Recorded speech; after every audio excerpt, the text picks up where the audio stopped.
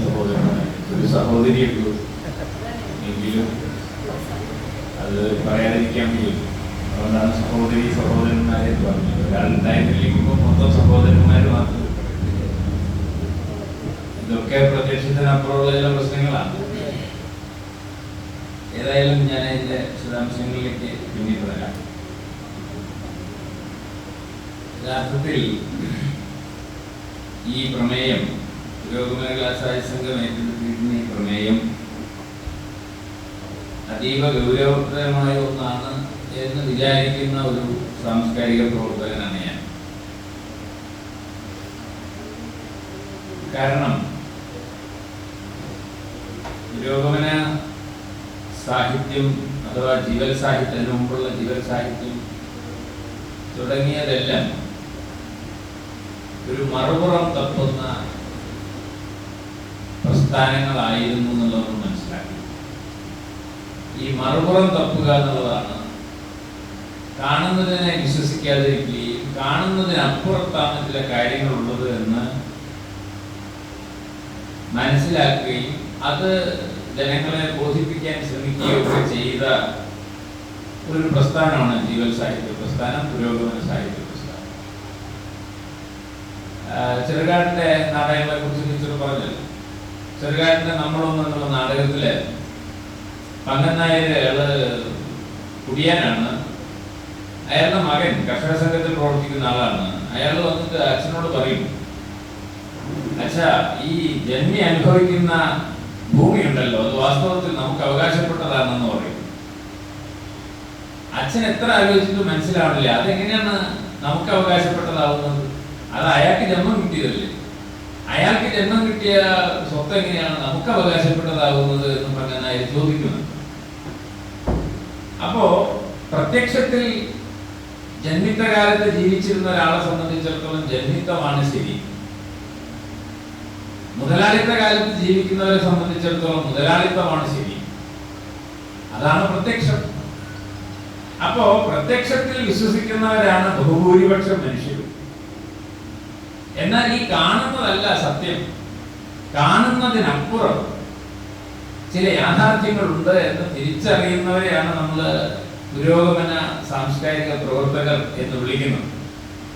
എന്ന് പറഞ്ഞാൽ സമൂഹം കരുതുന്നതിനെ തിരുത്താൻ ശേഷിയുള്ള ഒരു ശക്തി എന്ന നിലയ്ക്കാണ് നമ്മളിങ്ങനെ കൂടിയിരിക്കുന്നത് എന്നർത്ഥം. അതുകൊണ്ട് പ്രത്യക്ഷത്തിനപ്പുറം കാണുക എന്നത് ഒരു പുതിയ കാര്യമല്ല എന്ന് ഞാൻ പറഞ്ഞതിനപ്പുറം പ്രത്യക്ഷത്തിനപ്പുറം കാണലാണ് എല്ലാ കാലത്തും ജീവൽ സാഹിത്യത്തിന്റെയും പുരോഗമന സാഹിത്യ പ്രസ്ഥാനത്തിന്റെയും ഒക്കെ ലക്ഷ്യം എന്ന് പറയുന്നത്. അപ്പൊ ഇവിടെ ഞാൻ നമ്മുടെ ഇന്നത്തെ ഒരു കാലത്തെ കുറിച്ച് ഇങ്ങനെ ഒരു വിഷയം കടന്നു വരുന്നതിന്റെ പശ്ചാത്തലത്തെ കുറിച്ചും പറയുന്നതിന് വേണ്ടി ഒന്ന് രണ്ട് കാര്യങ്ങൾ ആമുഖമായി പറയാൻ ഞാൻ വിചാരിക്കുകയാണ്. അതെന്തിനാന്ന് ചോദിച്ചാൽ നമുക്ക് ഈ കാര്യങ്ങളെ ഒന്ന് ഉറപ്പിച്ചെടുക്കണമെങ്കിൽ അതിനൊരു പശ്ചാത്തലം വേണമെന്നുള്ളതുകൊണ്ടാണ്. ഇപ്പോ എന്താണ് യാഥാർത്ഥ്യം എന്നതിനെ പറ്റി പല ആശയങ്ങളും ഉണ്ടായി വന്നിട്ടുണ്ട്. ഞാൻ അതിനെ വിശദീകരിക്കുന്നില്ല. ഇപ്പോ സയൻസിന്റെ ഒരു രീതി അനുസരിച്ച് പറഞ്ഞാൽ, ശാസ്ത്രം എന്ന് നമ്മൾ വിളിക്കുന്ന സയൻസിന്റെ രീതി അനുസരിച്ച് പറഞ്ഞാൽ, ഇപ്പം സതീശൻ മാഷ് സയൻസ് അധ്യാപകൻ, ഫിസിക്സ് പഠിക്കുകയും അതിൽ ഗവേഷണം ചെയ്യുന്ന ആളുകളെ സംബന്ധിച്ചിടത്തോളം യാഥാർത്ഥ്യം എന്ന് പറയുന്നത് നമ്മുടെ ബോധത്തിന്റെ പുറത്ത് നിലനിൽക്കുന്നു. അതായത് സൂര്യനും ചന്ദ്രനും അതിന്റെ ചലനങ്ങളും അല്ലെങ്കിൽ പ്രപഞ്ച യാഥാർത്ഥ്യങ്ങളും ഒക്കെ ഞാൻ ചിന്തിച്ചാലില്ലെങ്കിലും എന്റെ ചിന്തയ്ക്ക് പുറത്ത് അതിനെ നിൽക്കുന്നുണ്ട്. അപ്പൊ എന്റെ ജോലി എന്താ? പരീക്ഷണ നിരീക്ഷണങ്ങൾ നടത്തി ആ യാഥാർത്ഥ്യത്തെ മനസ്സിലാക്കുക എന്നുള്ളതാണ്. അപ്പൊ എന്റെ ബോധം യാഥാർത്ഥ്യത്തിൽ നിന്ന് വിട്ടു നിൽക്കുന്നു. എന്നിട്ട് എന്റെ ബോധം കൊണ്ട് ഞാൻ ഈ യാഥാർത്ഥ്യത്തെ മനസ്സിലാക്കാൻ ശ്രമിക്കുന്നു. അതാണ് സയൻസ് ചെയ്യുന്നത്. അതുകൊണ്ട് സയൻസ് ഞാൻ ഒരു പരീക്ഷണം നടത്തിയാലും, സതീശൻ മാഷ് ഒരു പരീക്ഷണം നടത്തിയാലും, ലോകത്ത് എവിടെ പരീക്ഷണം നടത്തിയാലും ഒരേ ഫലമായി. അതിനെയാണ് നമ്മൾ വസ്തുനിഷ്ഠത.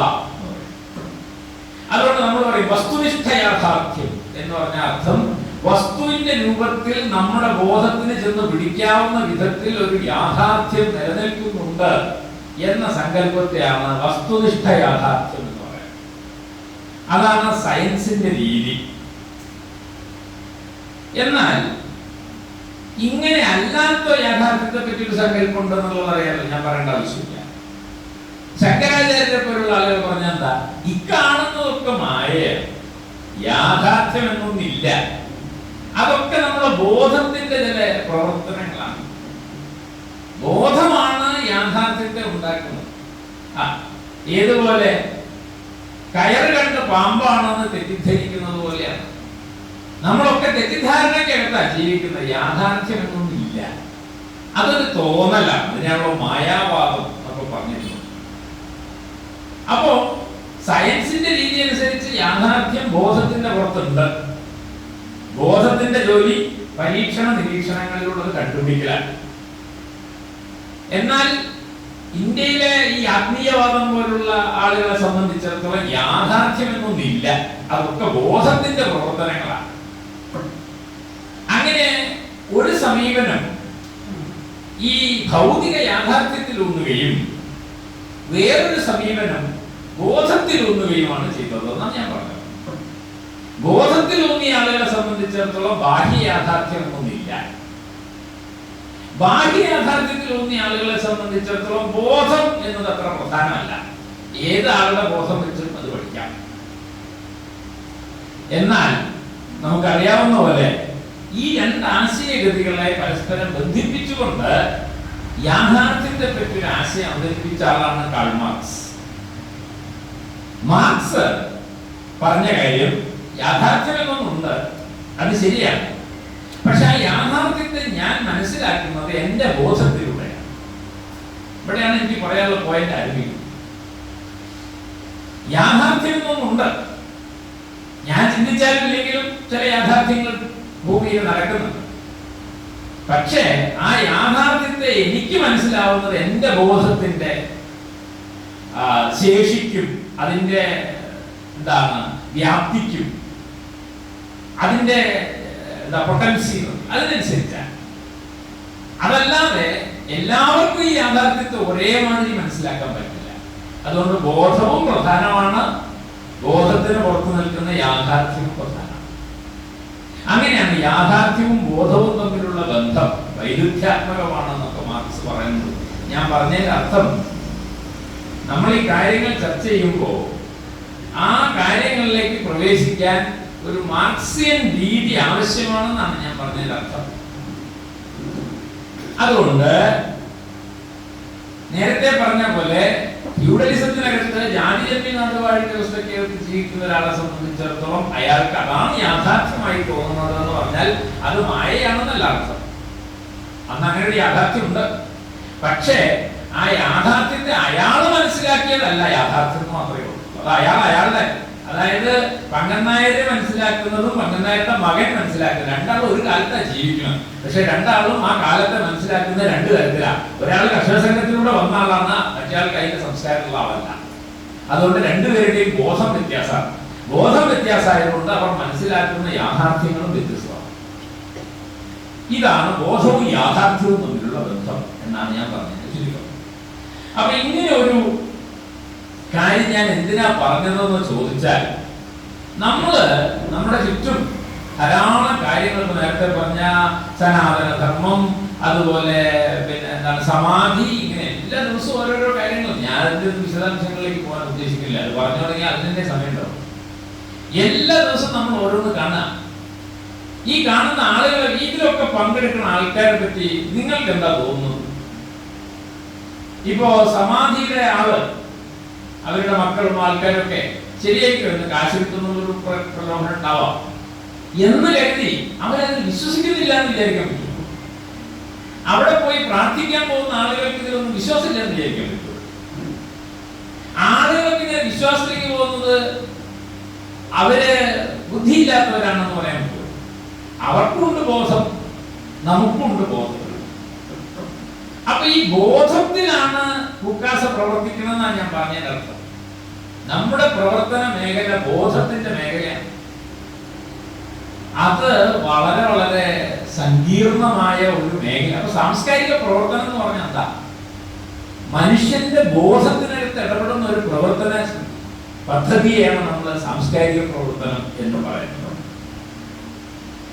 അപ്പോ ഈ ബോധം എന്ന് പറയുന്നത്, ഞാൻ 2025 ജനുവരി 26 ജീവിക്കുന്ന ഒരു മനുഷ്യൻ എന്നുള്ള നിലയ്ക്ക് എന്റെ ബോധം രൂപപ്പെടുന്നത് ഞാൻ ജീവിക്കുന്ന വസ്തുനിഷ്ഠ സന്ദർഭത്തിനകത്ത് നിന്നാണ്. ഞാൻ ഏത് ജാതിയിൽ പിറന്ന ആളാണ്, ഞാൻ ഏത് ലിംഗപദവിയിൽ ജനിച്ച ആളാണ്, ഞാൻ ഏത് വർഗപദവിയിൽ ജനിച്ച ആളാണ്, എന്റെ ഇപ്പൊ കേരളം പോലുള്ള ഒരു സമൂഹമാണെങ്കിൽ ആ സമൂഹം നേടിയ നേട്ടങ്ങൾ, ഇതിന്റെ ഒക്കെ പശ്ചാത്തലത്തിലാണ് എന്റെ ബോധം രൂപപ്പെടുന്നത്. അപ്പൊ ബോധം എന്ന് പറയുന്നത് ജൈവമായ ഒന്നല്ല, എന്ന് പറഞ്ഞാൽ ജന്മം കൊണ്ട് കിട്ടുന്ന ഒന്നല്ല ബോധം. അത് വാസ്തവത്തിൽ നമ്മുടെ പരിസ്ഥിതി കൊണ്ടും പരിതോവസ്ഥകൾ കൊണ്ട് രൂപപ്പെട്ടു വരുന്നതാണ് ബോധം എന്ന് പറയുന്നത്. അതുകൊണ്ട് ബോധത്തിൽ ഇടപെടണം എന്ന് വിചാരിക്കുന്ന ആൾക്കാര് ഈ പറയുന്ന പരിതോവസ്ഥകളെ മാറ്റാനാണ് വാസ്തവത്തിൽ ശ്രമിക്കേണ്ടത് എന്നാണ് ആമുഖമായി പറയാനുള്ളത്. അതുകൊണ്ട് നമ്മൾ പൊതുവെ ഈ കേരളം പ്രത്യക്ഷത്തിനപ്പുറം എന്ന് പറയുമ്പോൾ കേരളം എന്ന് പറയുന്ന സാധനത്തെ പറ്റി നമുക്ക് ഭയങ്കരമായ ചില സങ്കല്പങ്ങൾ. കേരളത്തിൽ നവോത്ഥാനം മുന്നേറ്റങ്ങൾ നടന്ന സ്ഥലമാണ്. ഇപ്പൊ നേരത്തെ ടീച്ചർ കുറെ ആളുകളുടെ പേര് പറഞ്ഞു, നാരായണ ഗുരു, പൊയ്കയിലപ്പച്ചൻ, അയ്യങ്കാളി, അങ്ങനെ കുറെ ആളുകൾ കേരളത്തെ മാറ്റാൻ ശ്രമിച്ചു. ഇപ്പുറത്ത് ഈ പറഞ്ഞ തൊഴിലാളികളും കർഷകരും സമരം ചെയ്ത് നേടിയെടുത്ത ഒരു സമൂഹം, ജന്മിത്വ വിരുദ്ധ സാമ്രാജ്യത്വ വിരുദ്ധ സമരങ്ങൾ, അതിലൂടെയൊക്കെ ഉണ്ടായിരുന്ന കേരളം മറ്റ് സംസ്ഥാനങ്ങളെ അപേക്ഷിച്ച് വളരെ വളരെ വ്യത്യസ്തമാണ്. കേരളത്തിൽ ഇടയ്ക്കിടയ്ക്ക് ഇടതുപക്ഷത്തിൽ അധികാരത്തിൽ വരുന്നുണ്ട്. വളരെ പുരോഗമനപരമായ പലതരം നയങ്ങൾ അവർ നടപ്പാക്കുന്നുണ്ട്. ഭൂപരിഷ്കരണം, വിദ്യാഭ്യാസ ബില്ല്, അങ്ങനെ നമ്മളിങ്ങനെ ഒന്നി പറയുന്ന കുറെ കാര്യങ്ങൾ. ഇതുകൊണ്ടൊക്കെ കേരളം വ്യത്യസ്തമാണ്. കേരളം പ്രത്യക്ഷത്തിനപ്പുറം എന്ന് പറഞ്ഞാൽ ആദ്യത്തെ കേരളം എന്നുള്ള വാക്കുകൊണ്ട് ഉദ്ദേശിക്കുന്നത് എന്താ? നമ്മളിപ്പോ പറഞ്ഞുകൊണ്ടിരിക്കുന്ന കേരളത്തിന്റെ ഈ പുരോഗമന മുഖത്തെയാണ് നമ്മൾ കേരളം എന്നുള്ള വാക്കുകൊണ്ട് ഉദ്ദേശിക്കുന്നത്. അല്ലാണ്ട് ഒരു സംസ്ഥാനം എന്നുള്ള അർത്ഥത്തിലല്ല. കേരളം പ്രത്യക്ഷത്തിനും അപ്പുറം എന്നുള്ളതിൽ രണ്ട് വാക്കാണുള്ളത്. ഒന്ന് കേരളം, ഒന്ന് പ്രത്യക്ഷത്തിനപ്പുറം. അപ്പൊ അതിൽ കേരളം എന്ന വാക്കിന്റെ അർത്ഥം ധാരാളം സാമൂഹ്യ ചലനങ്ങൾ സംഭവിച്ച് പരിണമിച്ചു കഴിഞ്ഞ ഒരു ഇന്ത്യയിൽ തന്നെ വളരെയധികം വ്യത്യസ്തമായ ബോധ നിലവാരമുള്ള ഒരു സമൂഹമാണ് കേരളം എന്ന് നമ്മൾ കരുതുന്നു. എന്നാൽ ആ കേരളത്തെ കുറിച്ച് നാം ഉണ്ടാക്കി വെച്ച ഈ സങ്കല്പനങ്ങളെല്ലാം പൊള്ളയാണ് എന്ന് തോന്നുന്ന വിധത്തിൽ ചില കാര്യങ്ങൾ സംഭവിക്കുന്നില്ലേ എന്ന ആശങ്കയിൽ നിന്നാണ് ഈ പ്രത്യക്ഷത്തിനപ്പുറം. അപ്പൊ കേരളം എന്ന് പറയുന്ന ഈ പുരോഗമന സമൂഹമാണെന്ന് പറയുന്ന ഈ സമൂഹത്തിന്റെ മറുപുറമുണ്ട് എന്ന തോന്നൽ വാസ്തവത്തിൽ ഈ പറഞ്ഞ പുറത്തേക്ക് കാണുന്നതിൽ നിന്ന് വ്യത്യസ്തമായ ഒന്ന്, ഒരു ഉള്ള്, ഒരകം, ഒരു ജീർണിച്ച അകം കേരളത്തിനുണ്ട് എന്ന ഒരു തോന്നൽ പൂക്കാസയ്ക്ക് ഉണ്ടായിട്ടുണ്ടെന്നാണ് അതിന്റെ അർത്ഥം. അപ്പൊ അങ്ങനെ വരുമ്പോ ഈ എങ്ങനെയാ നമ്മളിത് കണ്ടുപിടിക്കുക? ഒരു രോഗമാണല്ലോ. പ്രത്യക്ഷത്തിൽ കാണുന്നതിന്റെ അപ്പുറത്തും തോന്നുന്നുണ്ട്. അപ്പൊ ഞാനൊക്കെ നമ്മുടെ യൂണിവേഴ്സിറ്റിയിൽ കുട്ടികളെ പഠിപ്പിക്കണം. അപ്പൊ കുട്ടികളെ ഇങ്ങനെ നിരന്നിരിക്കുമ്പോ എല്ലാവരും മിടുക്കരാണ്, എല്ലാവരും നല്ല കുപ്പായൊക്കെ ഇട്ട് വന്നിരിക്കുമ്പോൾ. പക്ഷേ അതിൽ ഓരോ കുട്ടിയുടെയും ജീവിതം പരിശോധിക്കുമ്പോൾ മനസ്സിലാവും നമ്മൾ കാണുന്ന പോലെ എല്ലാ കുട്ടികളും. അവര് മിക്കവാറും കുട്ടികൾ, എന്റെ ക്ലാസ്സിൽ ഏതാണ്ട് ഒരു 40% കുട്ടികൾ സൈക്യാട്രിയുടെ ട്രീറ്റ്മെന്റിന് വിധേയരാകുന്ന കുട്ടികളാണ്. മരുന്ന് കഴിക്കുകയും കൗൺസിലിങ്ങിന് പോവുകയും ഒക്കെ ചെയ്യുന്ന കുട്ടികളാണ് ക്ലാസ്സിലൊക്കെ. ഇപ്പോ നമ്മൾ +2 കൗൺസിലർമാരെ വെച്ചിട്ടുണ്ട് ഈ കുട്ടികൾക്ക് മാനസിക സംഘർഷം കുറയ്ക്കാൻ വേണ്ടി. അപ്പൊ ഈ മനഃശാസ്ത്രം എന്ന് പറയുന്നത് എന്താ? പ്രത്യക്ഷത്തിൽ കാണുന്നതല്ല, യാഥാർത്ഥ്യം എന്നുള്ളതുകൊണ്ടാണ് ഈ മനഃശാസ്ത്രം എന്ന് പറയുന്ന സയൻസ് ഉണ്ടായത്. അപ്പൊ ഇത് വളരെ പ്രധാന. അതുകൊണ്ടാണ് ഫ്രോയിഡ് എന്ന് പറയുന്ന മനഃശാസ്ത്രജ്ഞനാണ് മനസ്സിനെ കുറിച്ച് സൂചിപ്പിക്കുമ്പോൾ പറഞ്ഞത്, മനസ്സിന് ബോധം എന്ന് പറയുന്ന അവസ്ഥ ഉള്ളതുപോലെ തന്നെ അബോധം എന്ന് പറയുന്ന ഒരവസ്ഥയും ഉണ്ട്. മനസ്സിന് ബോധം എന്ന് പറയുന്ന ഒരവസ്ഥ ഉള്ളത് കൊണ്ട് തന്നെ അബോധം എന്ന് പറയുന്ന ഒരവസ്ഥയും ഉണ്ട്. അതുകൊണ്ട് ഈ കാണുന്നതാവണമെന്നില്ല യാഥാർത്ഥ്യം എന്ന് പറയുന്നത്. അതിന്റെ ഏറ്റവും നല്ല ഉദാഹരണമായിട്ട് ഫ്രോയിഡ് പറയുന്നത് സ്വപ്നങ്ങളാണ്. ഫ്രോയിഡ് പഠിക്കാൻ ശ്രമിച്ചത് സ്വപ്നത്തിൽ കാണണമെന്ന് യാഥാർത്ഥ്യമല്ല. സ്വപ്നത്തിൽ നമ്മൾ പലതും കാണാം, അത് യാഥാർത്ഥ്യമാണെന്ന് തെറ്റിദ്ധരിക്കുന്ന ഒരു കാലം ഉണ്ടായിരുന്നു പണ്ട്. ബൈബിളിൽ ഒരു കഥയുണ്ട്. ആദ്യം രാജാവ് 7 തടിച്ച പശുക്കളെ സ്വപ്നം കണ്ടു, പിന്നെ 7 മെലിഞ്ഞ പശുക്കളെ സ്വപ്നം കണ്ടു. ഇതെന്താ അതുകൊണ്ട് ഉദ്ദേശിക്കുന്നത് എന്ന് കൊട്ടാരത്തിലെ ഈ ജ്യോതിഷ പണ്ഡിതനെ വിളിച്ചിട്ടാണ് അന്വേഷിക്കുന്നത്. അങ്ങനെ പണ്ട് കൊട്ടാരത്തിൽ രാജാവിന്റെ സ്വപ്നം വ്യാഖ്യാനിക്കാനുള്ള ആൾക്കാരുണ്ടായിരുന്നു. അപ്പോ വരാനിരിക്കുന്ന എന്തോന്നാണ് സൂചിപ്പിക്കുന്നതെന്നാണ് സ്വപ്നത്തെ പറ്റി ഉണ്ടായിരുന്ന സങ്കല്പം. അതുകൊണ്ടാണ് സ്വപ്നം ചിലർക്ക് ചിരകാലം ഒത്തിടും എന്നൊക്കെ ആൾക്കാർ കൊണ്ട് പറഞ്ഞു. അപ്പൊ വരാൻ പോണ എന്തോ ഒരു കാര്യത്തിന്റെ സൂചനയാണ് സ്വപ്നം എന്നാണ് നമ്മൾ സങ്കല്പിച്ചത്. അപ്പോഴാണ് ഫ്രോയിഡ് പറഞ്ഞത് അത് വരാനിരിക്കുന്നു എന്നല്ല, അത് നിങ്ങൾ തന്നെ നിങ്ങളുടെ ഭൂതകാലത്തിൽ, ഭാവിയായിട്ടല്ല സ്വപ്നത്തിന്റെ ബന്ധം, ഭൂതകാലമായിട്ടാണ്. ഭൂതകാലത്ത് നിങ്ങൾ അടിച്ചമർത്തിയ എന്തെങ്കിലും ആഗ്രഹങ്ങളുടെയോ എന്തെങ്കിലും പകയുടെയോ ഒക്കെ ഘടകങ്ങൾ ഈ അബോധത്തിൽ ഉണ്ടാവും. ഉറങ്ങുമ്പോ ഇപ്പൊ തന്നെ പലരും ഉറങ്ങിക്കൊണ്ടിരിക്കുകയാണ്. അപ്പൊ ഉറങ്ങുമ്പോ ബോധമനസ്സ് എന്തായിരിക്കും? ബോധമനസ്സ് അടങ്ങിയിരിക്കും, ബോധമനസ്സ് പ്രവർത്തിക്കില്ല. അപ്പൊ അബോധത്തിൽ നിന്ന് അബോധം പ്രവർത്തിക്കും.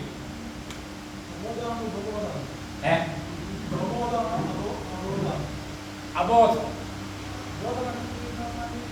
ബോധമനസ്സ് എന്ന് പറഞ്ഞാൽ നമ്മളിപ്പോ ഇങ്ങനെ ചോദ്യം ചോദിക്കുന്നു, ആ ചോദ്യം ചോദിക്കുന്ന മനസ്സാണ് ബോധമനസ്സ്. അല്ല അത് പറയാം. അത് ഈ ഉപബോധ മനസ്സിൽ നിന്നുള്ള സ്വപ്നാണ് പകൽക്കിനാവ് എന്ന് പറയുന്നത്. അതാണ് സബ് കോൺഷ്യസ്. അതായത് നമ്മൾ ഇങ്ങനെ ആളുകളുടെ ഇപ്പം മുഖത്തേക്കൊക്കെ നോക്കി പ്രസംഗിക്കുന്ന ആളുടെ കണ്ണിലേക്ക് നോക്കി വളരെ ശ്രദ്ധയോടുകൂടിയാണ് ഇരിക്കുന്നതെങ്കിലും അയാള് വേറെ എന്തെങ്കിലും കിനാവുകൾ കൊണ്ടിരിക്കും. അതിനാണ് ഡേ ഡ്രീമിംഗ് എന്ന്. അത് ഉപബോധ മനസ്സിന്റെ പ്രവർത്തനമാണ്. രാത്രിയിൽ ഉറങ്ങുമ്പോൾ ഇവ രണ്ടും വാസ്തവത്തിൽ പ്രവർത്തനരഹിതമായി തീരുമ്പോഴാണ് അബോധ മനസ്സിൽ നിന്നാണ് സ്വപ്നങ്ങൾ ഉണ്ടാവുന്നത് എന്ന് പറയും. സ്വപ്നം പകൽക്കിനാവും തമ്മിലുള്ള വ്യത്യാസം എന്താണെന്ന് ചോദിച്ചാൽ, സ്വപ്നം അബോധ മനസ്സിന്റെ ഉൽപ്പന്നമാണെങ്കിൽ പകൽക്കിനാവ് ഉപബോധ മനസ്സിന്റെ. അങ്ങനെ 3 അറകളായിട്ടാണ് ഞാൻ പറഞ്ഞത്. ഉപബോധ മനസ്സ് ഞാൻ പറഞ്ഞില്ല എന്ന് മാത്രം. അപ്പൊ ഞാൻ പറഞ്ഞു വരുന്നത് എന്താണെന്ന് വെച്ചാൽ, ഈ അടിച്ചമർത്തിയ ആ കാര്യം നിങ്ങളൊന്ന് ശ്രദ്ധിക്കണം. ഈ അടിച്ചമർത്തിയ സംഗതികൾ എവിടെ പോവില്ല, അതിങ്ങനെ അബോധത്തിൽ കിടക്കും. ഇത് വളരെ പ്രധാനപ്പെട്ട കാര്യമാണ്. അതിന് വളരെ സിമ്പിൾ ആയിട്ടുള്ള ഉദാഹരണം ഫ്രോയിഡ് പറയുന്നു. ഉദാഹരണത്തിന്, നിങ്ങൾ രാത്രി കിടക്കുമ്പോൾ പൊതുവെ നമ്മൾ രാത്രി കിടക്കാൻ വേണ്ടി ടോയ്ലറ്റിലൊക്കെ പോയി വന്ന് കാലൊക്കെ കഴുകി നല്ല വിരിച്ചു വെച്ച കിടക്ക, അതിൽ കിടന്നു, പുറപ്പുള്ളെടുത്ത് നിലക്കിട്ടു, ലൈറ്റ് ഓഫാക്കി ഫാൻ ഇട്ടു. അപ്പൊ ഒരു തോന്നൽ, ലേശം വെള്ളം കുടിച്ചതൊക്കെ ഇല്ല. അപ്പൊ നമ്മളിങ്ങനെ ഇനി പക്ഷെ നീക്കാൻ വയ്യാണ്ട്, ഇനി ഭയങ്കര ക്ഷീണം, ഇനിയിപ്പോ ഇത് പുറപ്പൊക്കെ മാറ്റി അതിന്റെ സുഖമാണ് പോയത്. അപ്പൊ തൽക്കാലം 2-ാം തീയതി അങ്ങനെ കിടന്നാണ് ഉറങ്ങും. ഉറങ്ങി കുറച്ച് കഴിയുമ്പോ നിങ്ങൾ എന്ത് സ്വപ്നം കാണുന്ന പറയുന്നത്? ഒരു മരുഭൂമിയിലൂടെ നിങ്ങൾ വിയർത്ത് കുളിച്ച് തളർന്ന് ഇങ്ങനെ നടക്കുന്നതായിട്ട് സ്വപ്നം കാണും. ഉടനെ ആകെ ബേജാറായി ഉണർന്ന് പോയി ലേശം വെള്ളം എടുത്ത് കുടിക്കും. അപ്പൊ ഫ്രോയിഡ് പറയുന്നത്, ഈ സ്വപ്നത്തിൽ കണ്ട മരുഭൂമിയും ഈ ഉഷ്ണമൊക്കെ വാസ്തവത്തിൽ നമ്മുടെ ഒരു ആഗ്രഹം, എന്താണ് ആഗ്രഹം? വെള്ളം കുടിക്കുക എന്നുള്ള നമ്മുടെ ഒരു ആഗ്രഹത്തെ അടിച്ചമർത്തിയതിന്റെ ഫലമായി നമ്മുടെ മനസ്സ് തന്നെ സ്വയം പ്രവർത്തിക്കുന്നതാണ്. എന്നിട്ട് നമ്മുടെ ശരീരത്തെ കൊണ്ട് ആ ആഗ്രഹം നിറവേറ്റാൻ പ്രേരിപ്പിക്കുകയാണ് ചെയ്യുന്നത്. അല്ലാതെ മരുഭൂമി കൂടി നടന്നുകൊണ്ട് അടുത്ത ആഴ്ച ഗൾഫിൽ പോകാനൊരു സാധ്യത ഉണ്ടെന്ന് ആരും വിചാരിക്കണം. ഭൂതകാലമായിട്ടാണ് ബന്ധം, ഭാവിയായിട്ടല്ല സ്വപ്നത്തിന് ബന്ധം. സ്വപ്നത്തിന് ഭാവിയായിട്ട് ഒരു ബന്ധമില്ല. അതിന് ഭൂതകാലത്ത് നമ്മൾ ഇതിനെ അടിച്ചമർത്തിയ പലതുമാണ് വാസ്തവത്തിൽ സ്വപ്നത്തിലൂടെ കടന്നു വരുന്നത്. അപ്പൊ ഈ പ്രത്യക്ഷത്തിൽ കാണുന്നതല്ല യാഥാർത്ഥ്യം. പ്രത്യക്ഷത്തിൽ നമ്മൾ മരുഭൂമിയാണ് കാണുന്നതെങ്കിലും അതിന്റെ യാഥാർത്ഥ്യം എന്താണ്? വെള്ളം കുടിക്കാനുള്ള നമ്മുടെ ആഗ്രഹമാണ് അതിന്റെ യാഥാർത്ഥ്യം. അതാണ് പ്രത്യക്ഷത്തിനും അപ്പുറം എന്നതിനെ ആദ്യമായി നിർവചിച്ച ഒരു പണ്ഡിതൻ ഫ്രോയിഡാണ്. സ്വപ്നത്തിൽ കാണുന്നതല്ല യാഥാർത്ഥ്യം എന്ന് പറയുന്നത്. അതാണ് സ്വപ്നവും യാഥാർത്ഥ്യവും എന്ന് പറഞ്ഞത്. അപ്പൊ സ്വപ്നത്തിന്റെ അപ്പുറത്ത് ഈ പറഞ്ഞ പോലെ ഒരു യാഥാർത്ഥ്യമുണ്ട്. അത് നമ്മുടെ ജീവിതമായിട്ട് ബന്ധപ്പെട്ട, നമ്മുടെ ചരിത്രമായിട്ട് ബന്ധപ്പെട്ട ചിലത്, നമ്മൾ അടിച്ചമർത്തിയ ചിലതാണ് ഈ യാഥാർത്ഥ്യങ്ങളായി പുറത്തു വരുന്നത്. ഇനി ഞാൻ നിങ്ങളോട് ഈ മനഃശാസ്ത്രം മാറ്റിവെച്ച് വ്യക്തികൾക്ക് മാത്രമല്ല മനസ്സുള്ളത്, സമൂഹത്തിനും ഒരു മനസ്സുണ്ട്. അതിനാണ് സോഷ്യൽ അൺകോൺഷ്യസ്, സോഷ്യൽ കോൺഷ്യസ്നെസ് എന്നൊക്കെ പറയുന്നത്. സമൂഹത്തിനുണ്ടൊരു അബോധം. അതാ. അപ്പൊ ഈ സമൂഹത്തിന്റെ അബോധത്തിന്റെ പ്രത്യേകത എന്താ? അവിടെ നമ്മൾ പലതും അടിച്ചമർത്തി. ഇപ്പൊ നിങ്ങൾ നേരത്തെ ടീച്ചറൊക്കെ പറഞ്ഞല്ലോ, കർഷക സമരം നടന്നു, നവോത്ഥാനം നടന്നു. ഇതൊക്കെ നടക്കുന്ന സമയത്തുള്ള തൊഴിലാളികളെ കുറിച്ച് മാത്രമേ നിങ്ങൾ പറയുന്നുള്ളൂ. ആ കാലത്തെ ജന്മിമാരെ പറ്റി നിങ്ങൾ എന്താണെന്ന് പറയുന്നത്? അവർക്ക് എന്താ സംഭവിച്ചെന്ന് ആരെങ്കിലും അന്വേഷിച്ചിട്ടുണ്ടോ? അവിടെ ജാതിക്കെതിരെയുള്ള സമരം നടക്കുമ്പോ ജാതി പീഡനം അനുഭവിച്ച ആളുകളുടെ മുന്നേറ്റത്തെ കുറിച്ച് മാത്രമേ നമ്മൾ പറയുന്നുള്ളൂ. ജാതിയുടെ ആഭിജാത്യങ്ങളൊക്കെ അനുഭവിച്ച സുഷുപ്തിയിൽ കഴിഞ്ഞിരുന്ന മനുഷ്യരുടെ അബോധത്തിന് എന്ത് സംഭവിച്ചു? അവർക്ക് എന്ത് സംഭവിച്ചു? ഈ ചോദ്യം വളരെ പ്രധാനമാണ്. ഈ ചോദ്യത്തിന്റെ ഉത്തരം കണ്ടെത്തണമെങ്കിൽ ബുക്കാസിന്റെ വേദിയാണോ? നിങ്ങൾ ആ കുടിയൊഴിക്കണമെന്ന് വായിച്ചാൽ മതി. വൈലോപ്പിള്ളി ഒരു കാലത്ത് ഈ പ്രസ്ഥാനത്തിന്റെ പ്രസിഡന്റ് ആയിരുന്നു, നിങ്ങൾക്കറിയാം. വൈലോപ്പിള്ളിയുടെ കുടിയൊഴിക്കൽ ഒന്ന് വായിച്ചാൽ മനസ്സിലാവും ആ ജന്മി അനുഭവിച്ച സംഘർഷത്തിന്റെ കാര്യം എന്താണ്. അതാ ആ ജന്മി വാസ്തവത്തിൽ അയാൾ അനുഭവിച്ചുകൊണ്ടിരുന്ന സുഖങ്ങളൊക്കെ നഷ്ടപ്പെട്ടു പോകുന്നതിന്റെ തേങ്ങൽ, വേദന ആ കൃതിക്കകത്ത് എഴുതി വെച്ചിട്ടുണ്ട്. ആ വൈലോപ്പിള്ളിയുടെ വേറൊരു കവിതയുണ്ടല്ലോ, ആ യുഗപരിവർത്തനത്തിൽ. എന്താ മറ്റേ ഈ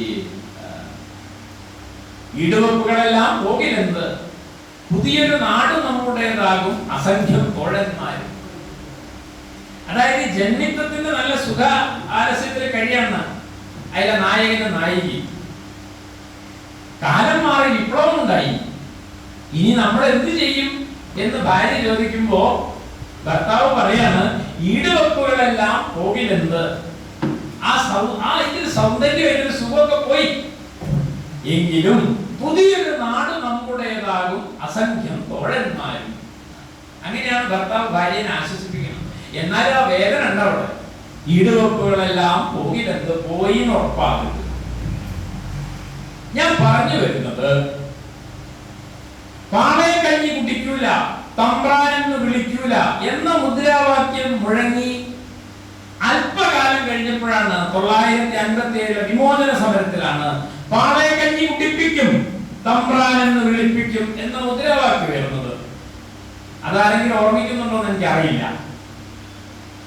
അത് ഈ ജന്മിവർഗത്തിന്റെ, ഈ ജാതി മേധാവികളുടെ, ഈ പൗരോഹിത്യത്തിന്റെ, ഈ പുരുഷാധിപത്യത്തിന്റെ പലതരം ആഗ്രഹങ്ങളെയും അടിച്ചമർത്തിയാണ് തൊഴിലാളി വർഗത്തിന്റെയും അടിമജാതികളുടെയും സ്ത്രീകളുടെയും മുന്നേറ്റം കേരളത്തിൽ ഉണ്ടായിട്ടുള്ളത്.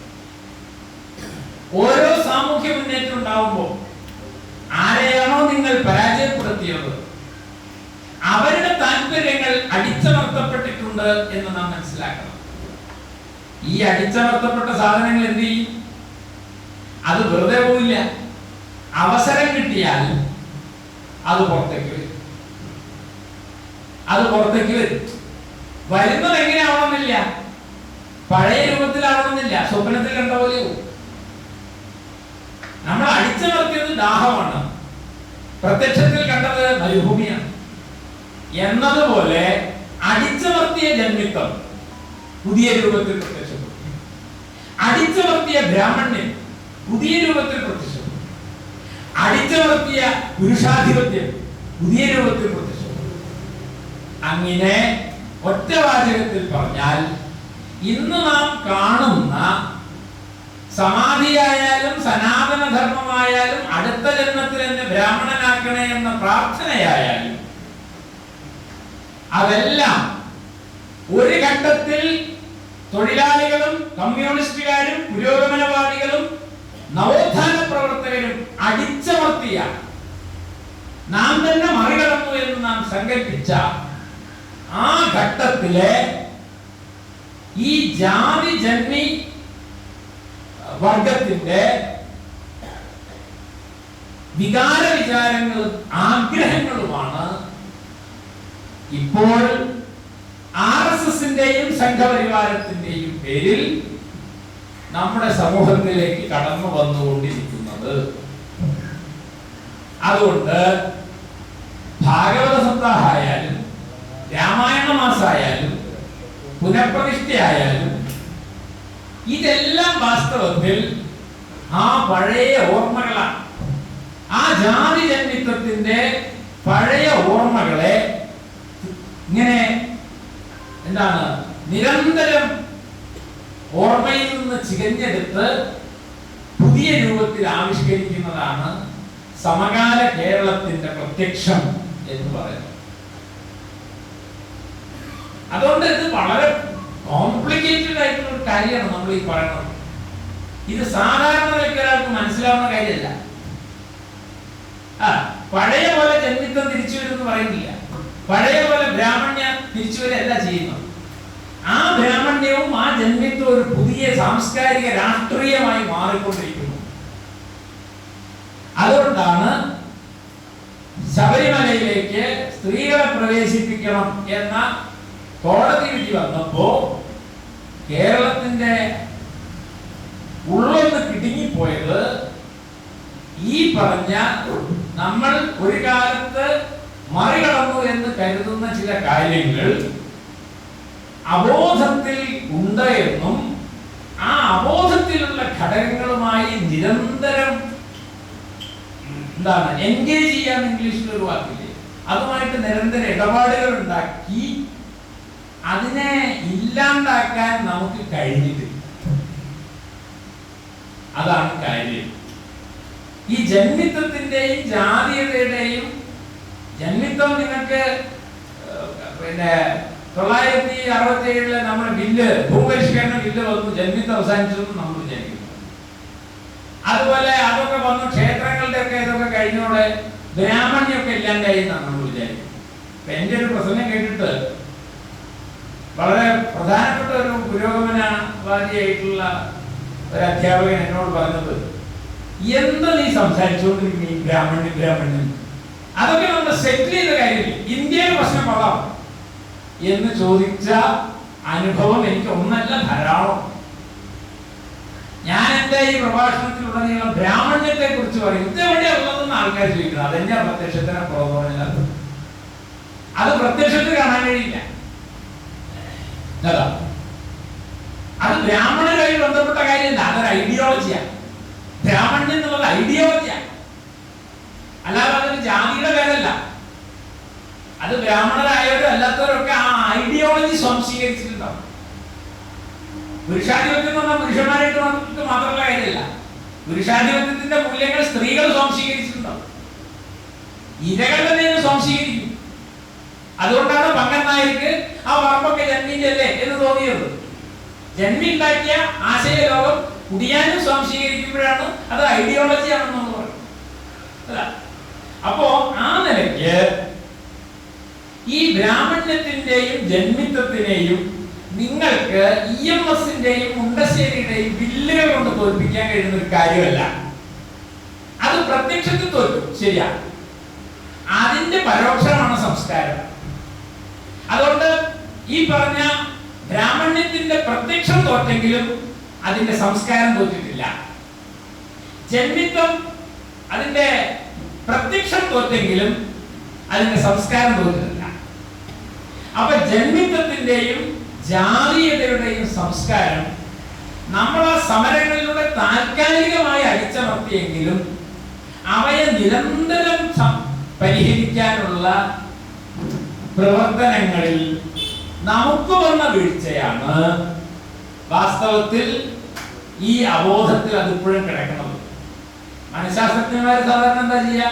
ഈ അബോധത്തിൽ പോയി കാര്യങ്ങളൊക്കെ മനസ്സിലാക്കി അതിന് മരുന്ന് കൊടുത്ത് അതിനെ പറഞ്ഞ് ബോധ്യപ്പെടുത്തി അബോധത്തിൽ നിന്ന് ആ പേടിയും ആ സംഗതികളൊക്കെ എടുത്ത് കളഞ്ഞിട്ടാണ്, മനസ്സ് ശുദ്ധാക്കിയിട്ടാണ് ഈ ഈ രോഗികളെ രക്ഷിക്കുന്നതെന്നാണ് അവർ പറയുന്നത്.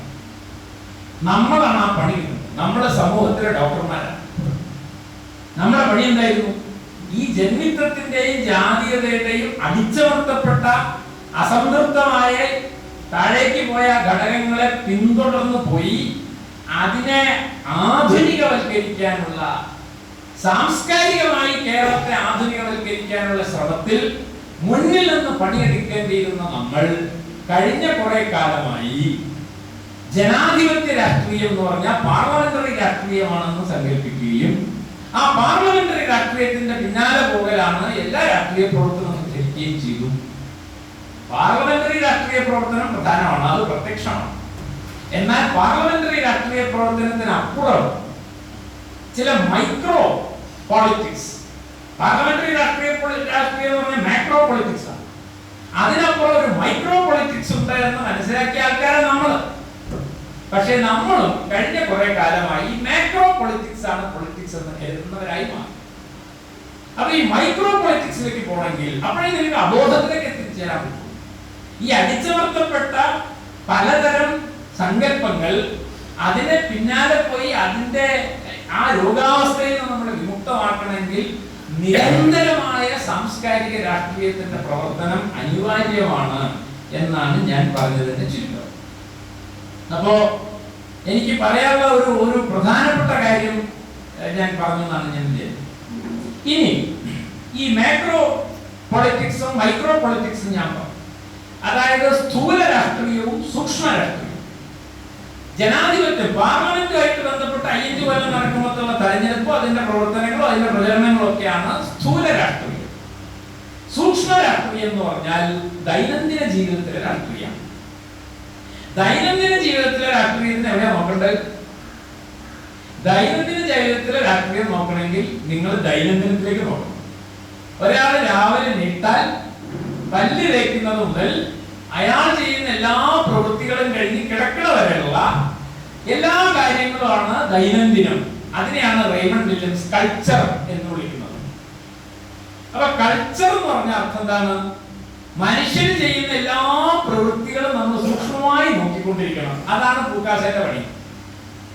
അല്ലാണ്ട് പാർലമെന്റിൽ ആര് ജയിച്ചു തോറ്റു എന്നുള്ളത് മാത്രം നോക്കിക്കൊണ്ടിരുന്നാൽ ഈ പറഞ്ഞ ഇങ്ങനെയാണ് ജർമ്മനിയിലും. നേരത്തെ ടീച്ചർ ജർമ്മനിയുടെ കാര്യം പറഞ്ഞില്ലേ?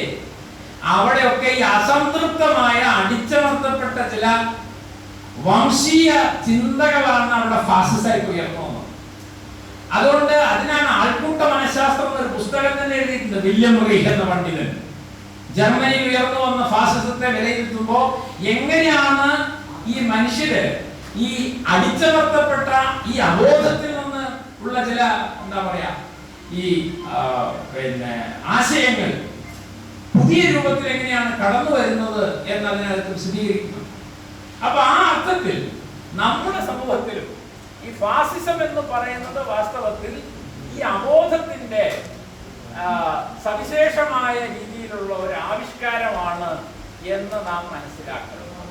അതാണ് ഇതേക്കുറിച്ച് സൂചിപ്പിക്കാനുള്ള കാര്യം. അപ്പോൾ ഈ മാക്രോ അല്ലെങ്കിൽ സ്ഥൂല രാഷ്ട്രീയത്തിന് പകരം സൂക്ഷ്മ രാഷ്ട്രീയം എന്ന് പറയുന്ന ഒന്നിലേക്ക് നമുക്ക് ചെന്നെത്തണമെങ്കിൽ നാം നമ്മുടെ ദൈനംദിനത്തിലേക്ക് നോക്കണം. ഒരു മനഃശാസ്ത്രജ്ഞൻ സ്വപ്നത്തിലേക്ക് നോക്കുന്നത് പോലെ ഒരു രോഗി വന്നു കഴിഞ്ഞാൽ, ഇപ്പൊ എന്റെ ക്ലാസ്സിൽ പഠിക്കുന്ന ഒരു കുട്ടിക്ക് മാനസികമായ പ്രതിസന്ധി ഉണ്ടെന്ന് കണ്ടു കഴിഞ്ഞാൽ ഡോക്ടർ അയാളോട് ചോദിക്കുന്നത് അയാളുടെ കുട്ടിക്കാലത്തെ പറ്റി ചോദിക്കും, അയാൾ കടന്നു പോകുന്ന അനുഭവങ്ങളെ പറ്റി ചോദിക്കും, അയാൾ കാണുന്ന സ്വപ്നങ്ങളെ പറ്റി ചോദിക്കും.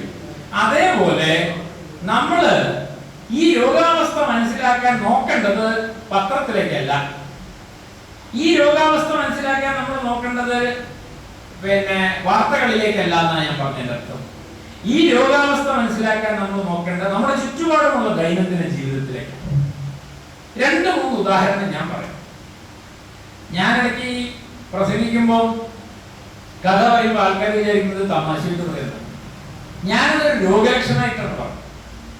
അതിന്റെ അടിയിൽ ഒരു രോഗം ഉണ്ടെന്നാണ് ഞാൻ പറഞ്ഞത്. ഒരു കാര്യം പറഞ്ഞു, ഞാൻ പലപ്പോഴും പറഞ്ഞിട്ടില്ല.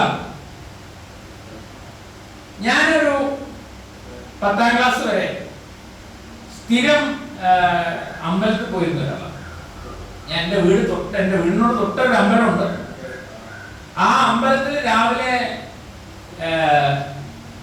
കുളിച്ച് തൊഴുത് വന്നിട്ടല്ലാതെ ഞാൻ എൻ്റെ ജീവിതത്തിൽ ഒരു കാര്യം ചെയ്യായിരുന്നില്ല. ഓർമ്മ വെച്ച സമയം മുതൽ 10ാം ക്ലാസ് വരെ. അപ്പൊ എന്റെ ഏറ്റവും പ്രധാനപ്പെട്ട, നമ്മൾ പഠിക്കുന്ന കാലത്ത് ഏറ്റവും പ്രധാനപ്പെട്ട പ്രാർത്ഥന എന്ന് പറഞ്ഞാൽ പരീക്ഷയൊക്കെ നന്നായി ജയിച്ചു പോകണമെന്നുള്ള പ്രാർത്ഥനയാണ്.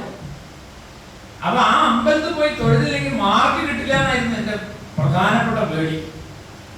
അന്ന് ആ ക്ഷേത്രത്തിൽ ആരും വരാറുണ്ടായിരുന്നില്ല. ഇപ്പൊ അതൊക്കെ വലിയ സംഭവമായി.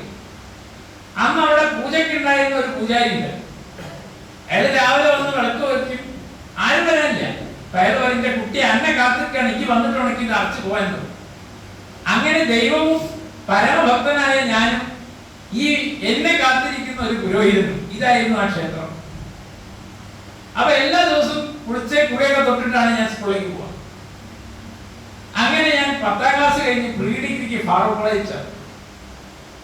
ഫാറൂഖ് കോളേജ് ചേർന്ന് ആദ്യമായിട്ട് ബസ് കയറിയിട്ട് ഞാൻ ഫാറൂഖ് കോളേജിലേക്ക് പോവാം.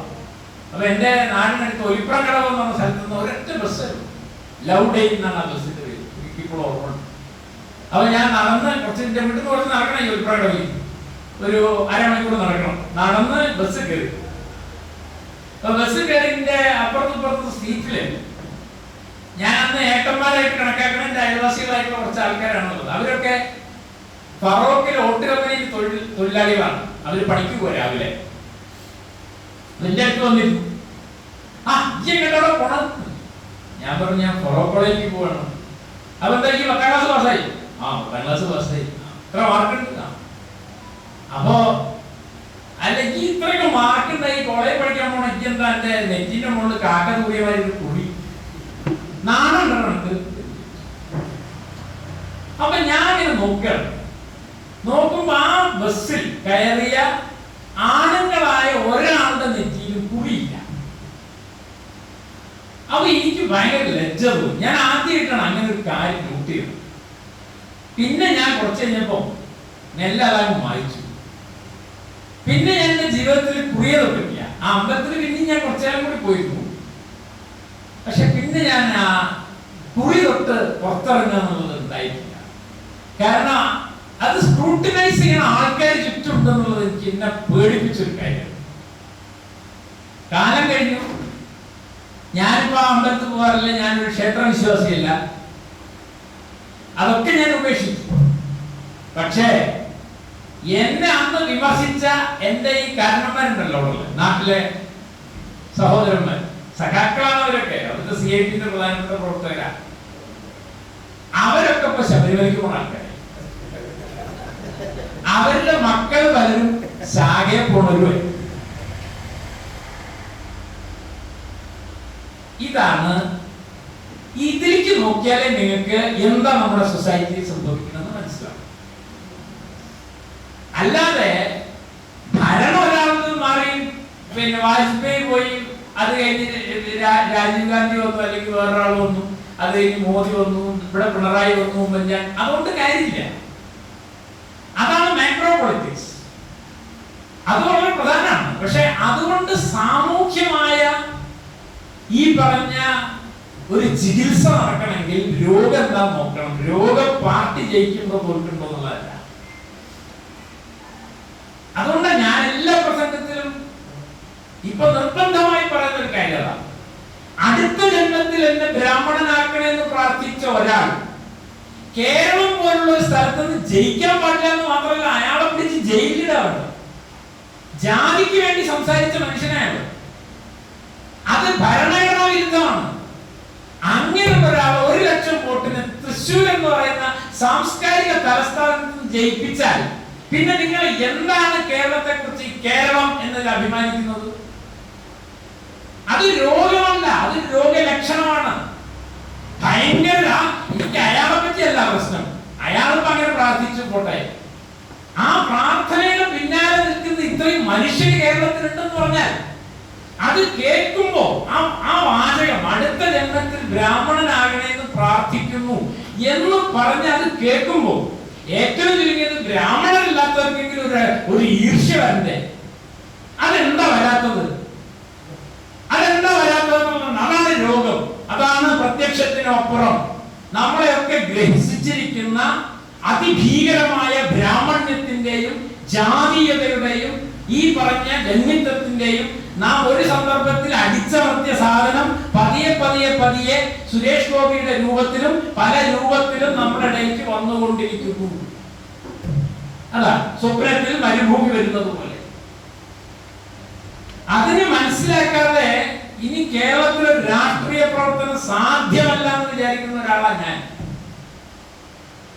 അല്ല, നിങ്ങൾ അടുത്ത പഞ്ചായത്ത് ഇലക്ഷൻ വരുമ്പോൾ എല്ലാവർക്കും കൊണ്ടുപോയി സർക്കുലറും കൊടുത്ത് വോട്ട് 10 കിട്ടുമോ നോക്കി അത് കഴിഞ്ഞാൽ മിണ്ടാതിരുന്ന് അതിനൊരു തെരുവ് നാടകം പൂക്കാശന്റെ വക കളിച്ച് അതുകൊണ്ടൊന്നും ഈ രാജ്യത്ത് സാംസ്കാരിക പ്രവർത്തനം ആവുമെന്ന് ഞാൻ വിചാരിക്കുന്നില്ല.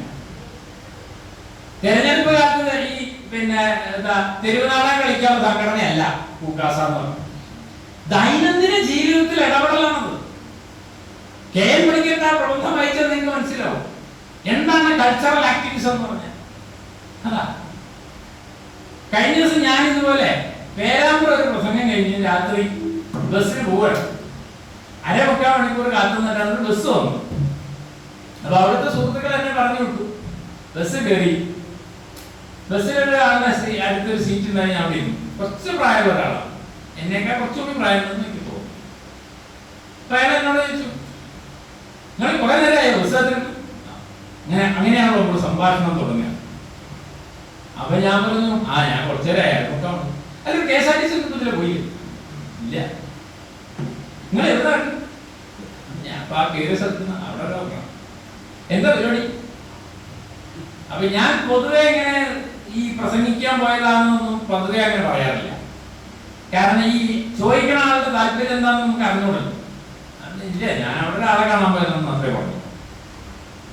അപ്പോ അയാൾ ഇങ്ങനെ ഓരോന്നും പറഞ്ഞു വന്നപ്പോ ഇങ്ങനെയാണ് നമ്മുടെ ഈ നിത്യ സംഭാഷണങ്ങളെ വളരെ പ്രധാനപ്പെട്ട ഒരു ഈ പറഞ്ഞ പ്രത്യക്ഷത്തിനപ്പുറം കണ്ടെത്താനുള്ള ഒരു സൂചകമാണ്.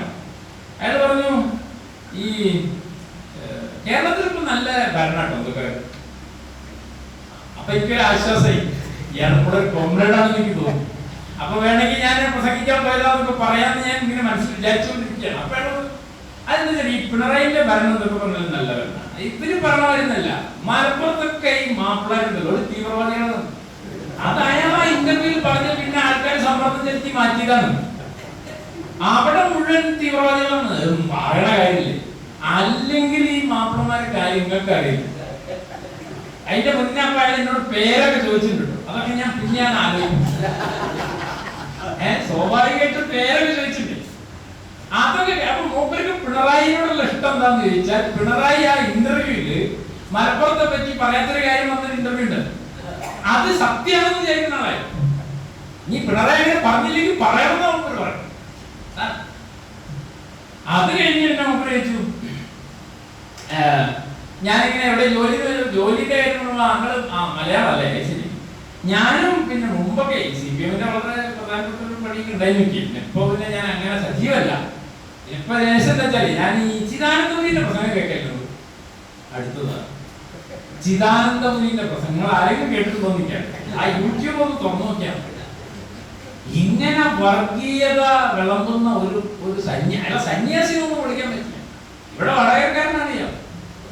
അതുമായി എന്റെ ക്ലാസ് പഠിച്ച നാണു അവപ്പോ വലിയ സന്യാസിയാ. ഉദിത് ചൈതന്യ. ഈ ഉദിത് ചൈതന്യ എന്ന് പറഞ്ഞാൽ ഓന്റെ ശരിക്കും അവനെ ഞങ്ങൾ വിളിക്കുന്ന നാണു അവന്റെ ക്ലാസ്മേറ്റാ. ചേലമരക്കാരൻ. അങ്ങനെ തന്നെ പറഞ്ഞിട്ടാ ഞാൻ പറഞ്ഞു. ഭാഗവത ഗ്രാമം എന്ന് പറഞ്ഞു ഒരു ഗ്രാമം. അവന്റെ ഒരു പ്രഭാഷണം ഉണ്ടെന്നാലും ഒരു പയ്യന്റെ കൊമ്പ്, ആ 2 കൊമ്പിന്റെ ഇടയിൽ റേഡിയോ വെച്ച് നോക്കി. ഓൺ ചെയ്യൊന്നും വേണ്ട, വെറുതെ റേഡിയോ വെച്ചാൽ ഇങ്ങനെ മൂളൽ കേൾക്കാം. അതെന്താ റേഡിയേഷൻ അത്ര. അത് ഈ പയ്യന്റെ കൊമ്പിന് ഇങ്ങനെ ഈ വികിരണങ്ങൾ സതീഷ് മാഷ് കേൾക്കണ്ട. വികിരണങ്ങളെ എന്തോ ഒരു ആന്റിനയാണ് അത്ര ഈ കൊമ്പെ. ആ ആന്റിനയും കൂടി വരുന്ന സംഗതിയാണ് ശബ്ദമായിട്ട് റേഡിയോ കേൾക്കണം. ഇമ്മാരി വിഡ്ഢിത്താണ് അവൻ പറയുന്നത്. ഉടുപ്പിയിൽ LLB പഠിക്കാൻ വേണ്ടി തോറ്റ് തുന്നമാടി ആളാണ്. അവനാണ് ഉദിത് ചൈതന്യ എന്ന് പറഞ്ഞ സന്യാസിയായിട്ട് വന്നിരിക്കുന്നത്. കഴിഞ്ഞ ദിവസം ഞങ്ങളുടെ പഞ്ചായത്തിന് വലിയ സ്വീകരണം കൊടുത്തിട്ടുള്ളത്, കോടിക്കണക്കിന് ഉറുപ്പിന്റെ ആസ്തിയം.